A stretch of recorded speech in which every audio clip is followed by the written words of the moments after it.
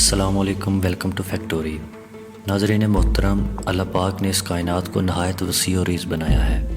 اس میں بے شمار ستارے، سیارے، چاند اور کہکشائیں ہیں۔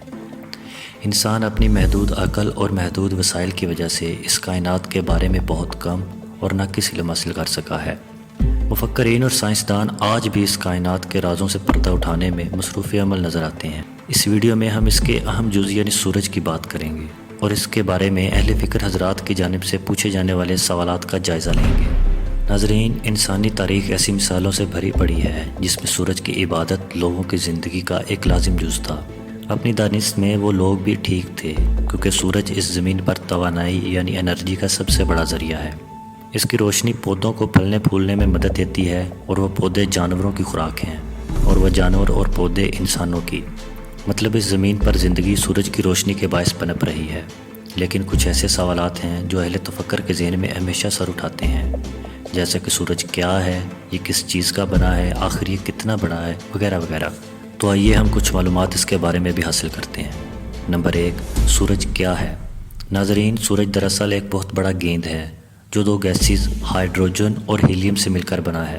یہی دو گیسز اس کی اتنی زیادہ روشنی کا باعث بھی ہیں اور اس میں لگی آگ کا ایندھن بھی۔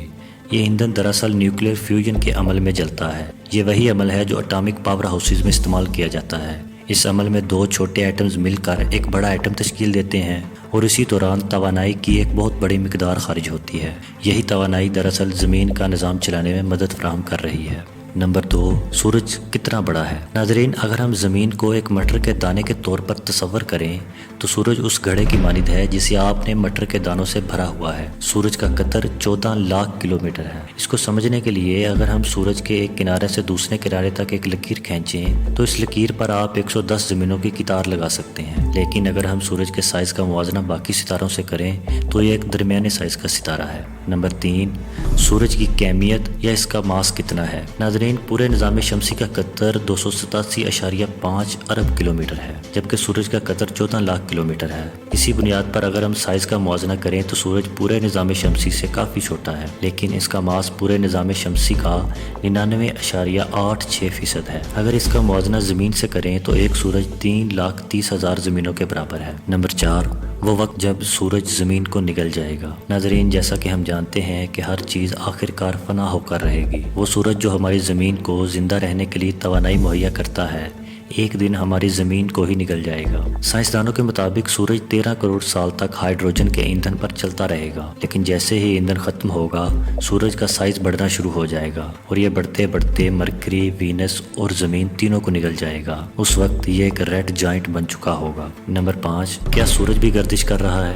ناظرین، ہم سب یہ بات جانتے ہیں کہ زمین اور باقی سیارے سورج کے گرد گردش کر رہے ہیں، لیکن سورج بھی 220 کلومیٹر فی گھنٹہ کی رفتار سے ملکی وے کہکشاں کے مرکز کے گرد گھوم رہا ہے۔ زمین کو سورج کے گرد چکر لگانے میں 365 دن لگتے ہیں، لیکن سورج کو اپنی کہکشاں کے گرد ایک چکر مکمل کرنے میں 22 سے 25 کروڑ سال لگتے ہیں۔ نمبر 6، سورج سے زمین تک روشنی کتنی دیر میں پہنچتی ہے؟